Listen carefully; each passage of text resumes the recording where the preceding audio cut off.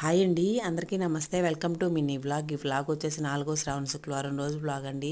పిల్లలు స్కూల్కి వెళ్ళిపోయిన తర్వాత అయితే ఇంక నేను ఫ్రెష్ అయిపోయేసి దేవుడికి పూలు కోసుకొని వచ్చి పొంగల్ చేయడానికి బియ్యం నానబెట్టేసి దేవుడి సామాన్ని క్లీన్ చేసి ఇంకా అన్నీ రెడీ చేసి పెట్టేసుకున్నాను. అలాగే పొంగల్ కూడా చేయడం స్టార్ట్ చేసేసానండి.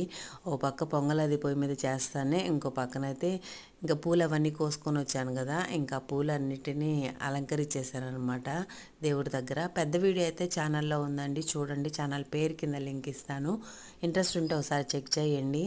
సో ఇక్కడైతే ఇంకా పూలన్నీ తెచ్చినాయి దేవుడికి అన్నీ అలంకరించేసాను. నేను ఇంకా ఇది చేస్తానే ఇంకా ఒక పక్క పొంగల్ కూడా కంప్లీట్ అయిపోయింది. ఆ తర్వాత అయితే అమ్మవారికి నైవేద్యం అయితే పెట్టేసేసి ఇంకా సింపుల్గా పూజ అది కంప్లీట్ చేశాను 4వ శ్రావణ శుక్రవారం రోజు.